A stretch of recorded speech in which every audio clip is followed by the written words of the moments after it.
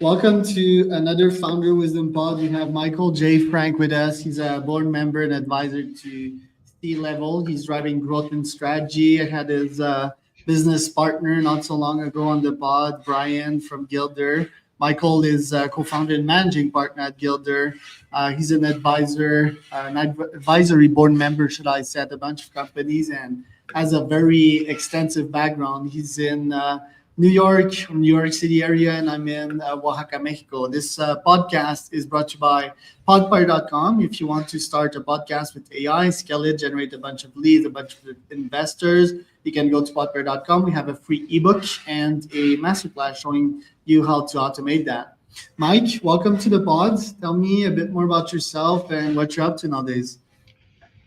Thank you, Charles. It's a pleasure, and we've known each other not that long, but I feel like we know each other pretty well. I've been participating in your meditation on Wednesdays when I have availability, and I'm happy to be here. I am a father, a husband, married for 36 years, grown children out of the house. I am currently a co-founder with two millennials of Gildre. We are a international community for founders. We provide access to events, to mentors, and tools to help build a successful company. I do a lot of other things. I'm a principal in a venture fund, Newvation Ventures, that invests in brain health startups. I'm a FINRA non-public arbitrator. I volunteer at Brew College for MBA students in a capstone program. And I am on 4 advisory boards of startups. 3 are very active that I meet regularly with them once a week or once every 2 weeks. And I work 6 or 7 days a week because I like working and I don't play golf. So I'm happy to be here. Love it. Let's start with your early experiences. So it seems that you were in hedge funds back then and trading systems, right? Why did you started your career in that? And did you make a lot of money back then? So I went to school at Northeastern for pharmacy major. And I quickly realized that I was not going to be a pharmacist, that I wasn't prepared to do the workload, that I was pretty immature in college and just wanted to sort of run around and party and chase skirt, so to speak. And I moved sophomore year to Fairleigh Dickinson. And while in my senior year, my brother had met his wife-to-be, and first wife, I should say, and the father-in-law was involved on the stock market, and he suggested that my brother go to the trading floor. And I saw him go to the trading floor first year and earned a substantial amount of money, more than twice what my dad was making, being a district manager for a very large record store called Sam Goody's. And I thought, this is like what I wanted to do. So I ended up graduating college and heading down to the Philadelphia Stock Exchange as a market maker. I took my money I'd saved and borrowed some money and went down there and started trading in the early 80s. And that's how I sort of got into trading. Right. And you were working for companies at first, but then you became a proprietary trader later on in your life, right? So I was trading when I say proprietary trader, so I was on the trading floor and I traded for myself right away under a company called Frank Company that I had formed. I eventually traded for other companies, but we were all prop traders trading our own money or the company's own money. So it wasn't like we're working for Goldman. I guess you could be a prop trader for Goldman and trade their money, but this was all personal money of individuals. I eventually moved up to the American Stock Exchange and formed Gateway Partners and became we were a specialist and market makers, up to 50 people strong on all the option exchanges. In 2000, to answer your question, I made more money than I thought a kid from Queens could ever imagine to make. We were hitting it hard. We were in different crowds. We were buying on the bid, selling on the offer, which is what market makers and specialists do. And then in 2001, I lost more money than I could ever imagine a kid from Queens could lose, where the whole business had radically changed decimalization and payment for order flow were sort of the first two bad things, but the real bad thing was multi-listing. So while running the company, I stood in the crowd, the Intel crowd on the American Stock Exchange, which was a crowd of anywhere from 10 to 100 people, depending on how busy. And overnight, Intel was listed on multiple exchanges, and because it was listed on multiple exchanges, all these exchanges put up their quotes for all their options. If you know anything about equity options, they go out a couple of years and there's strike prices up and down. There's calls and puts, and it's based on pricing. One of the major components is volatility, but there's time to expiration, dividends, and interest rates all take effect into pricing. So all the people who were overnight trying to steal or get market share for their crowd on their floor, whether the CBOE, the Pacific Stock Exchange in Philadelphia, they had a bunch of electronic exchanges, put up quotes. And all those quotes were sometimes much different than the quotes that we had after trading for 10 years in Intel. We sort of knew where volatility was and where it should be out certain months. So where we might have a quote like 4 bid at 4.5 offer, all of a sudden there were quotes that were offered below our bid and bid above our offer. And we had brokers coming in asking us to honor quotes by other exchanges because they could now see them all, but none of the exchanges were interlinked at that point in time. So you couldn't get to them electronically. So the only way to get to them was to yell to a broker, to pick up a phone, to call down there, to have a broker go out to the crowd, which could take, a minute or 2 minutes or 3 minutes, and then try and buy them or sell them at that price to move them out of the way, of which when they found out that you weren't a real customer, they just moved the quote. So the quotes were hindering our business, forcing me to buy above my offer and sell below my bid, which is the exact opposite of what you wanted to do. Eventually, they linked all the exchanges, but it took a long time. But to me, to be in business where I'm trying to buy my bid, but instead being forced to buy my offer or sell on my bid instead of sell on my offer is a disaster. So to put it in layman's terms, to make it simple, we went from being the casino to the players that are playing blackjack and crap. So where we had edge, we now were giving away edge. And that's not the business I wanted to be in.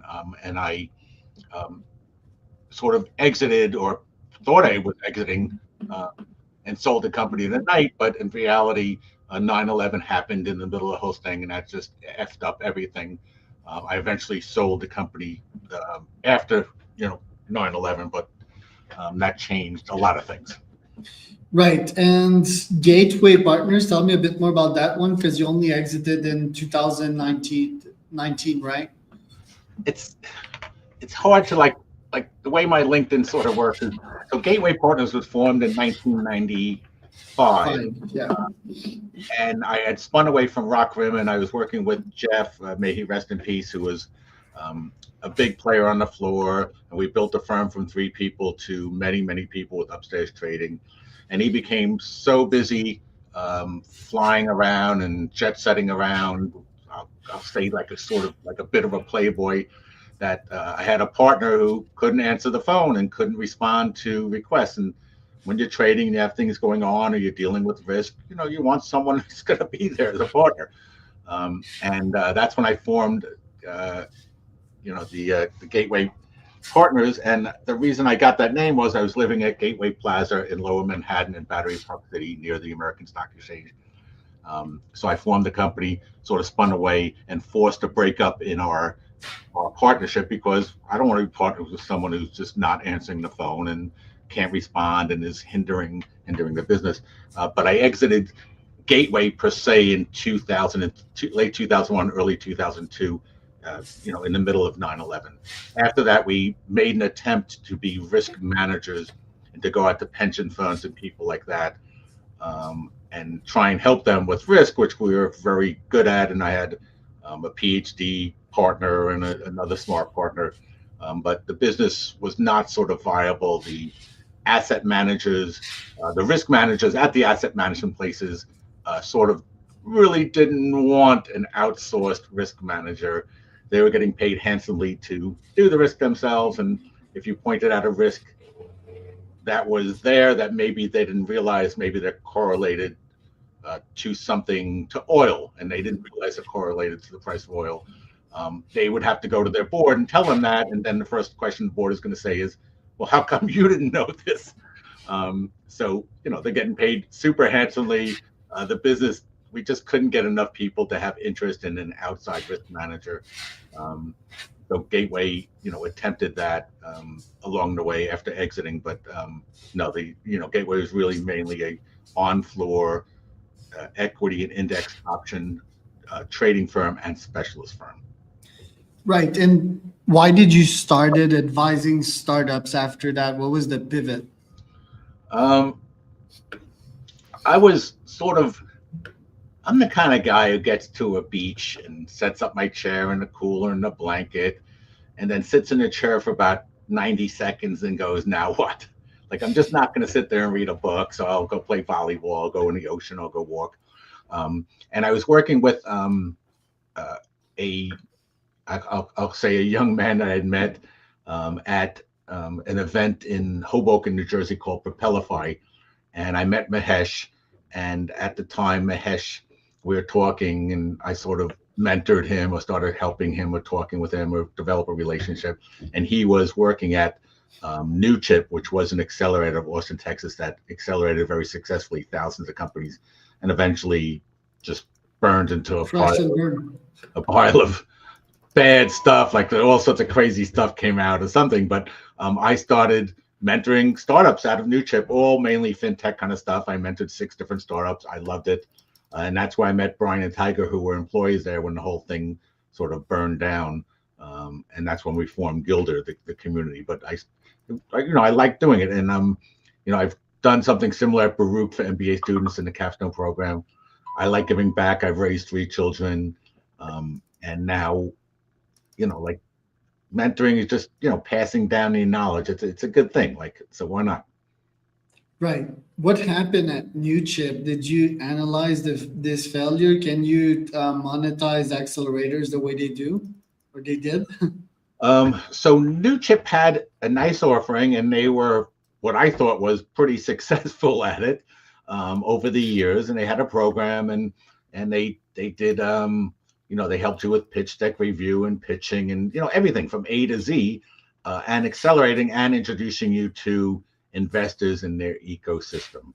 The CEO, I later on found out, was hiring, you're gonna love this one, these salespeople were being paid a commission for things they sold. And we know that's how it works, whether it's cars or bigger items.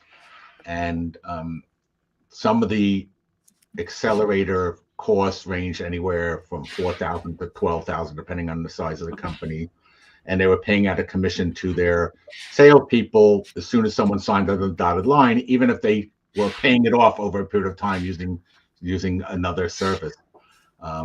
And the reason they got so many other people to join was they offered a money back guarantee if you didn't raise capital as a startup. And anyone who knows about startups knows probably 70, maybe 80% of startups don't raise capital. So, they were trying to sort of growth hack and deal with, I guess, the refunds after or something. I'm not sure completely. The whole thing burned down. If you look online, the CEO does not get good reviews on people talking about it. I have no idea from my point of view. I was dealing with Brian, who ran the mentors and mentoring startups, so it was fine for me. I did get a bunch of shares that are now worth 0 because the whole thing burned down. But I got to mentor a bunch of startups and deal with stuff. And when you're mentoring people or startups, anything, you're also learning yourself. Like, you're always learning. You're dealing with people, new things, what they're asking about. Maybe you don't know about certain things, but you get to learn as well. So. Right. And nowadays, tell me a bit more about Gildre, the business model, and how you split your time between this and advising. So Gildre is me, Brian, and Tiger. I'm doing this probably 80% of my time. I work Monday through Friday, 9:30 to 6. I work Saturdays probably from 11 to 5. And I even work on Sundays for a couple hours cleaning up emails. And I think that's the only way you can be in this day and age if you're trying to build and do things. Maybe there's other people who work less hours. I don't understand it. If you're trying to build something, but we meet every day for either half an hour and go over. Monday we go over, maybe partnerships, and Tuesday and Wednesday, everything has a specific schedule for it. We have about almost 250 people from over 20 countries in the Gildre community.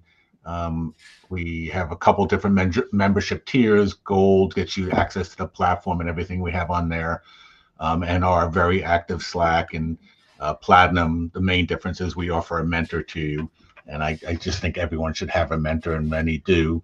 Sometimes it's a aunt or an uncle or even an older sibling or something, but having a mentor in life, having someone to speak to who can help you in decisions or at least ratify what you're doing is always important. So being a startup and having a mentor who's maybe an expert in product market fit or building a funnel or whatever you're looking for, a generalized mentor is always important and helpful. As you build these companies, you're working really hard, very long hours, and sometimes being in your own head, you want to get feedback and stuff like that. So it's important to have a mentor. So I suggest anyone who's out there, whether you're building a company or making other decisions, it's always best to sort of run them by someone, see what they think, see what feedback they give you. You don't have to listen to them, but you don't have to make your decision based on what they say. They tell you to do one thing or another, but I think you'll find it productive for understanding what to do. And I have a mentor myself. I have people I go to with want to say something to them. What do you think of this or something like that? So. Right. And what's your stance on an ideal mentor? Like, what would be the skills that they would display in a conversation? Is it more listening, diagnosis, analysis skills? For example, I see that you mentor Mark Evgenev, a young guy I had on my pod. I think that guy's like brilliant, future billionaire for sure. How would you mentor Mark? Do you adapt your style to who they are? How do you navigate these relationships? So I am, a reasonably smart guy, no genius whatsoever, but I have a very high EQ. Like I've dealt with so many different things over so many years, hiring, firing, issues, family issues, startup issues. It goes on and on. I'm a good listener. I sit there, I shut up, I hear what they have to say. Some people I'll be more aggressive with and, explain to them why this is you're looking at this completely wrong. Look at it this way. But it's all based on, the mentee and having a good mentee who's open to what you're saying. So Mark and I and his partner or two out of Notre Dame, the seniors there, meet every week at a specific time. I have a little note taker now, so it takes my notes, but I ask questions and we talk about what's going on and what they're doing and what their relationships with potential funders or business and stuff. And I do the same with my other companies. So, it's different for everybody and everybody wants something else out of something, but in general, it's filled with sort of my business advice of being in business for 30 or 40 years. I like to say to people, you get kicked in the chops a lot in business. And that what you have to do is sort of recover from that, continue to breathe, continue to move forward and try and fix whatever issue that is. And sometimes you're not going to fix it immediately. And sometimes, fixing something immediately is not the right thing to do and to take some time and think about it. Unless, of course, you've hit an artery and you're bleeding blood or something, you want to try and fix whatever issues they are in a company almost immediately. But no, it's just sort of experience of how to deal with things. How, how do you think I'm married 36 years? It's I love my wife, but sometimes she says things that seem outlandish to me. And I'm sure she says the same thing about me. You just don't jump on those things, it's not worth jumping on that hand grenade, so to speak. So, I pick and choose how to deal with people. Sometimes I'm just giving suggestions. Sometimes I'm just listening. Sometimes I'm telling them how I dealt with something similar when I was doing that. I wrote a LinkedIn post going back years already, but I call it the rule of 72. Sometimes I'll get an email or get a phone call or a voicemail, and it's disturbing, and I'll want to respond to it immediately with, go F yourself, or I don't care, or I'll see you in court, or something, whatever it is. And I find that if I don't respond and I take the emotion out of it and I think about it, and maybe I write the email and then I look at it the next day and I rewrite it, and then I look at the next day and I rewrite it, that maybe my email doesn't even go out. Maybe I'm not even responding. Maybe I just don't care. Like, it's, when I think about it, it's not something I'm going to deal with. And that only comes with maturity and age. Maybe it comes for younger people, but sometimes the best thing to do is not to do anything, or to wait or respond or see how things flesh out, and not to instantaneously respond. And you can see that in today's world, where people see something on social media and immediately get offended, and then you find out, 2 days later that's not the story, and 3 days later it's not the story, and then the story is completely reversed, and you got yourself all in a tizzy over nothing. So you just learn to deal with things like that.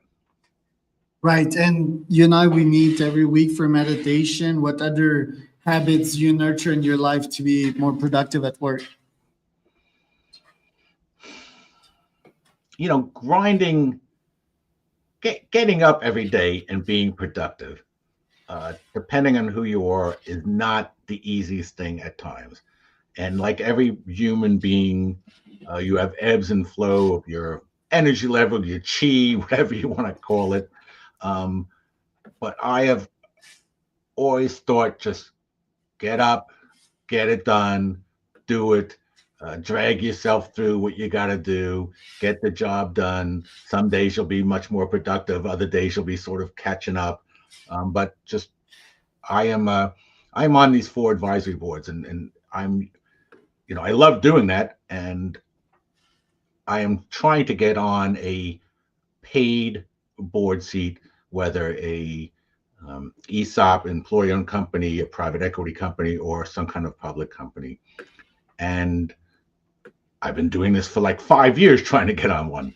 But the more advisory boards I get on, and the more education I do, if you look at my LinkedIn, Ernst & Young, KPMG, I'm doing all these little CPE things that are an hour long, and I'm learning about boards and AI, or private equity and AI, and all sorts of stuff. So I just figure, just keep grinding. Like eventually someone's gonna want my diversity of thought, my entrepreneurial spirit. I'm no Pepsi guy for 30 years, and I think that makes me have an advantage over people who've been in corporate stuff, because I've done it. I've literally cleaned the toilets or cleaned the bathroom before a meeting because I was embarrassed how the office bathroom looked, and we're having some big meeting in, and I'm not going to wait for the guy to come the next day because I want it to look reasonably well. Like, I just, like, you are who you show you are. People show up and see your office is disheveled and not organized, and your bathroom, not looking so great. That just shows on you. So, that's the way I look at things. Like, I'll just get the job done. I'll grind on it.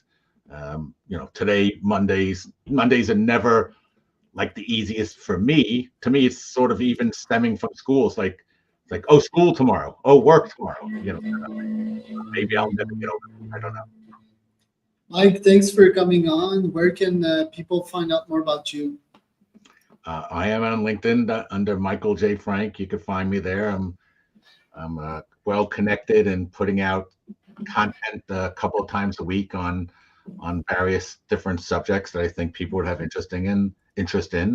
And then you could also come look at the Gildre.com or our community, and happy to say hello to anyone who has interest in our community or has interest in Newvation Ventures, our fund for brain health startups, or whoever wants to connect. I do a lot of connecting with people all the time, just short call, 15, 20 minutes, just to say hello. All right, that was Mike.